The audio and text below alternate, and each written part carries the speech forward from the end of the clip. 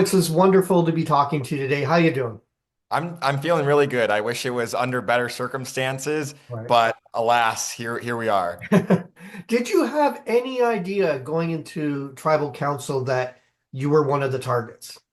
I knew, so Jawan had told me, and I knew that Rizzo, Savannah, and Soph were always going to write my name down. They were Right. people, we were on opposite sides. Right. Even though I'd worked with Soph the whole game up until this point, but they were such a tight trio, and I was just that person who was willing to take a shot. And so I knew that it was likely that they were going to be coming after me. Did you have any idea? Because obviously part of your plan was to play the middle to see who got the event. Did you have any idea that, as Rizzo said and some others were saying, he's playing a messy game and this, that, and the other thing. Did you have any idea that's what they were thinking? So it's funny because a messy game to them just meant that I was friends with everybody. So they didn't like that I would go from having a conversation with Rizzo on the beach to Yeah. going to have a conversation with Christina. People were like, "Oh, he's being so strategic." Like, yes, I was. I was getting all this information from them, but I wasn't like starting rumors or doing any of that type of stuff. It was more so that Rizzo saw my connections as a threat, and Right. he saw that basically I was going to be the one standing in the way of him making it further in the game. And so game recognizes game, and I have no ill will towards him because he did what he had to do to make it to the next round. Now you were able to watch it all back, obviously stuff that you didn't get to see on the island. Were you surprised that he was pushing so hard and that people weren't listening to the guy? Like, what is it about Rizzo that people give him the time of day and contemplate what he has to say? I guess Riz has a lot of Riz. But it was just so shocking to me that Jawan could go from saying, I don't trust this guy, Right. to buying every single word that he said about me. And it's like, Jawan, like we're able to work together on the Nate vote. We were in an alliance together. Right. Like why we were in an alliance, like everyone who was on the Nate vote was in on the Nate vote, was in an alliance together. And so as soon as we got out, as soon as they got out MC, I was like, oh no, this is falling apart. But it's Right. just like, why didn't people just want to stick to the numbers? Like it didn't make sense to me. It was 7 versus 3, and they just were continuing to like eat our own. And so I was shocked that they were buying whatever Rizzo was selling. Now, looking back, did you kind of figure out or why they were buying into all this stuff? Why? I mean, if you have the numbers, that's a deadlock, unless, of course, you Yeah. have some twists that kind of like throw things around. But did it make any sense to you? Because I'm watching it too, and I'm like, why are they eating their own, like you said? I agree. I mean, I think ultimately it comes down to people wanted to be liked by Rizzo and Savannah. Like they were seen as like these leaders. They were seen, Right. which to me is like, all right, let's get them out. But other Of people, course. they just it was didn't make sense to me Right. um, because these to go home. But like Jawan just had this relationship with Rizzo from the beginning, and that's what ultimately he decided to side with. So I talked do I about think it was the right decision? No. Of course not.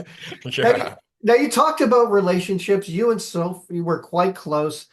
We saw in recent episodes you even trying to kind of realign with you, kind of bring you in. Why did you not follow her lead? Why did you choose to take a different direction? Yeah, so I think something that wasn't necessarily seen is Right. that basically Nate was targeting me because Soph had told him about my idol. So Oh, Soph was basically kind of using any information she could to get in good with that Uli group. right, And so ultimately I knew that I needed to get Nate out, and I couldn't loop in Soph on that because she would just run back and tell Savannah and right. Rizzo. And there was no infiltrating that group. That group was so tight where I knew she was a lost cause. Did we still talk and were we still friends? Yeah, Yes. But like she had just been on that with them for 2 tribe swap where it was already going to be deeper yeah. than what we had built. And I didn't want to just go be a lapdog. I was there to play the game as well. And so, no, I'm not just going to go curl up to them. Do I like them and would I wanted to work with them? Yes, but Sure. they just weren't on the side of the votes. They didn't have the numbers. I knew Juwan and Sage weren't going to vote with them on that Nate vote. And Soph basically never recovered after that, where she couldn't Right. trust me. And so I'm not surprised she ultimately ended up voting me out. Now, you mentioned several times on the show that you're on Survivor to prove something to yourself. You Yeah. played one of the most, I say, wisest games, very pinpointed games out there. Um, you went out there to prove something. Did you actually gain that for yourself? Did you prove something to yourself? Because you seemed like a strong player throughout the whole season. No, I appreciate that. I've been told wise beyond my years. I love hearing that. But I wanted to prove that I can push myself out of my comfort zone. I've always had to fight for what I want and fight for in my job and fight in real life. And so it's not that I didn't have confidence before. I Right. definitely did. I thought I could win the game. And I still think I could have if I made it a little further. But what I proved is that when I do things that are uncomfortable, they still can go well. So when I'm Right. out there having to step up, like it was no question that I was going to step up and be the one to kill the chicken. But like, is Right. that ever anything that I actually thought I would do? And when my friends tell you, "Oh, Alex is going to go out there and chill a chicken," like absolutely not.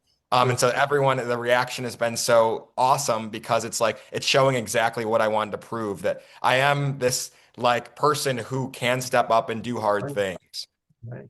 Now, speaking of the chicken, there. Yeah. I mean, I've been watching and covering Survivor since the very beginning, so I've seen it Yeah. all. And yes, sometimes you have to do what you need to do. A lot of people don't understand or can really fathom what it's like to be out there and in that kind of environment.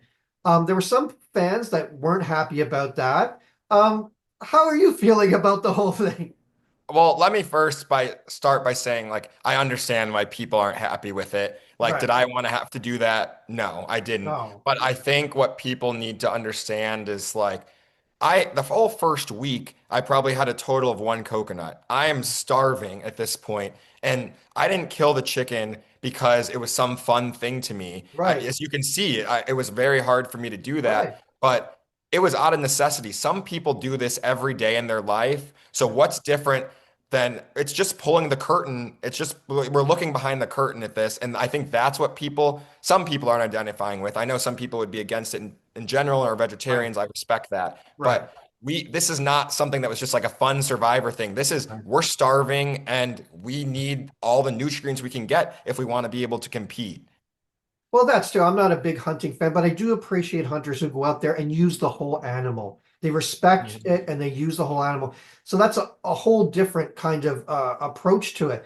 Now, here in Canada, most of our political parties hug the middle. We don't have the separation that you're kind of dealing with there that Yeah. we're seeing unfold.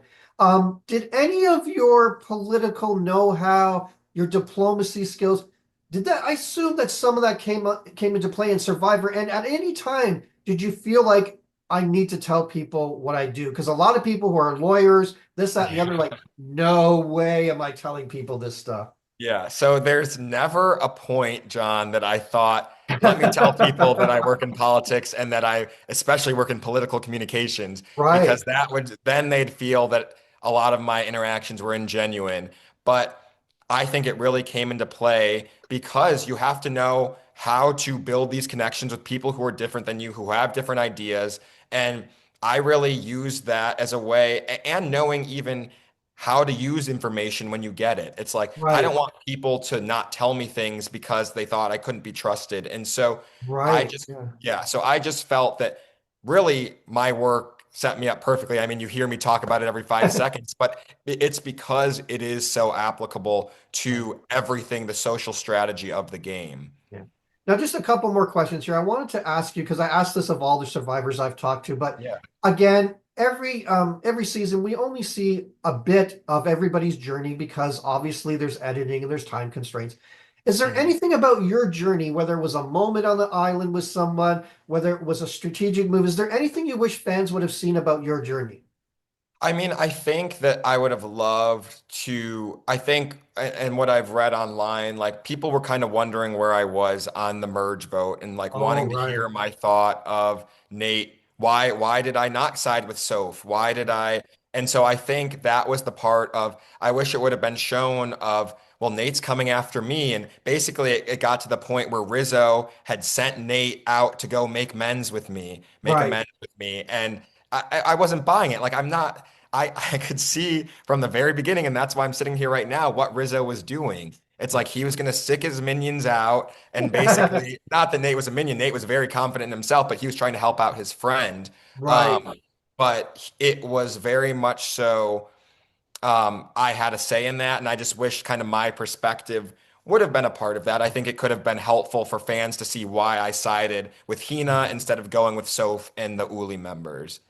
Now, obviously, you can't say who you voted for as a member of the jury, but you have a big decision ahead of you. Yeah. When you were approaching that decision, what were some of the things that you were looking for in a winner?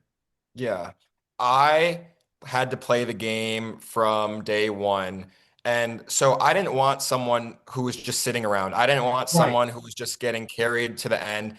Like I was a competitor. I was looking for someone who was also a competitor. And that, like, I want someone to win who has the all-around package, someone who can win competition, win challenges, have a social game, and isn't afraid to own it. Like we're here playing a game. Like Rizzo got me out, and I have nothing but respect for him. So Right. it's just like that's what I'm voting for in the end is just someone who played the game that I would want it to play.